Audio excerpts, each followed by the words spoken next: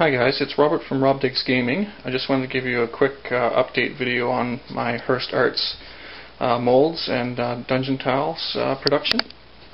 I've been away with work for the last week or so, so my output's been pretty small, pretty minuscule. But I've got some sets made up, some tiles made up, and they're ready for priming. I just thought I'd give you a quick look at them to let you see how I was doing so far. So here's what I've made up just last evening. Put together a few tiles. This is not much more than 10 castings worth. Took a few days for the plaster to dry out as well. I've been using artist plaster, and I'm going to use it all before I switch over to something else like dental plaster or molding plaster. That's been recommended to me, but I figure I might as well use what I bought. So with the first go, I've got 6 3x3 tiles, a 3x3 tile with walls, an 8-inch 10-foot wide hallway with walls, 3 different 10-foot wide hallway sections with walls, and a little 5-foot wide hallway, and then 6 sections of standalone walls that can be placed around any of the other pieces. But since I made the 6 3x3s, quickly realized that I've got a lot of leftover wall material, so I'm going to use that up before I make any more walls, and get back to making the straight up floor tiles.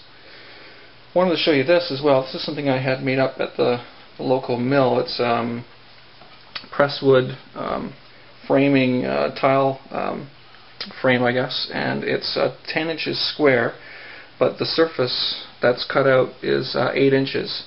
So basically this lets me take a tile piece and I can cut out foam core that's as long as 8 inches. So I could make an 8-inch by 8-inch tile piece, and allows me to push things up, and it's got rubber feet on the bottom, so it's really stable. And I saw that online, and it was pretty easily described to the guys with the lumber mart. I don't have the tools here to make it myself, but I just had that made up, and that's going to be a handy thing going forward. I'm using for glue this generic stuff I had kicking around the house. It's Get, and it's just all-purpose white glue. And there's probably a better glue out there. When I was trying to shave the excess foam core off the sides of the tiles using just a little box cutter knife here, a couple of the individual tile squares actually came loose, and I had to re-glue them. So I'm wondering about whether or not I should go out and get a different type of glue, and if you have any recommendations for the folks that have been making a lot of this stuff on the type of glue I should be using that I can get at a local hardware store or art supply store, then that tip would be greatly appreciated. So these are ready for priming, and I'll probably do that later today. I'm going to be leaving, heading out of town for a few days tomorrow morning as well, so I won't get to finish these until next week. But I'll patch these videos together, and hopefully you'll see the finished product before too long. So here are the pieces primed up. I use this Beauty Tone interior exterior alkali enamel paint for the priming. Just picked up at the local hardware store. So now these are just going to set and cure for a little while. As I said, I'm going to be heading out of town tomorrow morning for about 5 days, so I doubt I'll get to do any dry brushing or any finishing on these pieces, so these will probably just sit around for a few days. And so hopefully when I get back I'll get a chance to test my skills at dry brushing, and I'll be back with an update. Okay, so here are the results of my first attempt at dry brushing the plaster tiles. I used, again, an acrylic dark brown and a standard gray, and on the walls only I used a white. So we've got a prime coat of black with a dark brown over top, and then a gray over top of that, and then on the walls just touched up with a bit of the white, which really shows up. You only need a little bit of the white, as I found out, to make the walls stand out. And that was again a tip I saw, just to make the walls look different than the flooring. It's recommended, I think, by Dungeon Master Johnny to do that, because everything otherwise looks quite monotone. So I went ahead and followed that tip, and things have worked out fairly well. So here's how they look close up. I guess I was going for some kind of slate kind of look, just to be a little bit different. They turned out okay, I think, for the first time. Here you can see the walls have got the two layers of dry brushing, the brown and the gray, and then white, and they stand out quite a bit from the flooring, so that'll be at least be interesting to look at.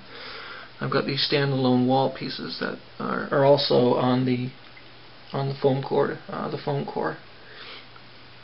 A couple things I noticed when I started to dry brush is that I didn't necessarily do as good a job as I should have on the priming, because especially on the wall pieces on the underside, because of the grooves, the underside of the wall pieces didn't get primed as well as they should have, and I didn't bother to go back and do that over again, because I was spraying, from above and covering the sides, and what I thought was a good amount of coverage, but as it turns out, the underside grooves still show quite a bit of white from the plaster, so the next time I'll make sure I do a better job of priming them.